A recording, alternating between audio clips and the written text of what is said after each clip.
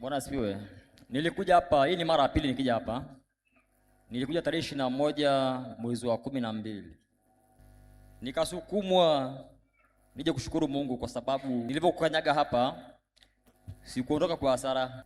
Katika familia yangu nilikuwa napitia changamoto kubwa. Kiuchumi, mke wangu alikuwa ananungunika kwa sababu nikipata pesa hata siwezi simkabidhi wala simuoneshi. Lakini akipata ya kwake lazima ataniambia tu nimepata, atanipa tu nishike hata nihesabu ni shilingi ngapi. Lakini ile kitu ilikuwa siipendi, hata nifanyaje? Nikamwambia wewe niombe tu Mungu kwa sababu iko siku nitabadilika. Nilipokanyaga hapa, nilikuwa nimekuja hapa tuseme na mzigo.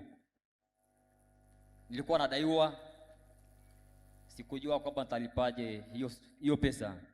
Nilikutana na somo la uchumi, nikasikiliza maombi akaendelea. Baadaye prophet akasema kama una deni sugu ambao umeshindwa kulipa, njoo chukua tunda ule. Nikachukua. Nilipotoka hapa nilikuwa na amani sana na furaha sana.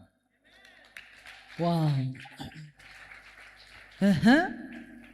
Nikiwa natembea njiani nilikuwa namtukuza Mungu kwa sababu nasema hii amani niliyoipata ni ya nini? Kuna kitu gani kinatokea mbele?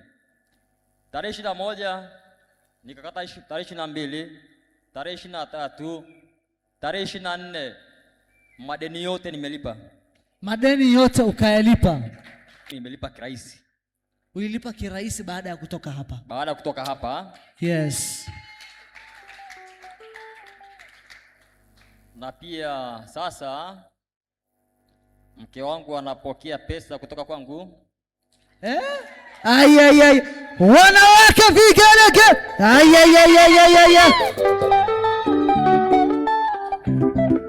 Kwa hiyo kwanza ulivyotoka hapa ukaweza kupata wepesi wa kumpa sa mke wako hela, na ukipata hela unamwambia? Naam. Kwanza ulivyotoka hapa ulipata wepesi wa kumpa mke wako pesa, na ukipata pesa unamwambia umepata pesa? Namwambia, nampa. Unampa kabisa? Huyu Yesu. Jesus. Na baada ya kutoka hapa watu wananiuliza, huyu mke wako umempa nini? Mbona amenenepa zaidi? Kibali kimerejeshwa. Mke wangu amerizika, kaongezeka. Tuko vizuri. Mko vizuri. Amen. Amani ipo. Hebu sana vigelegele kwa Yesu. Yesu anastahili.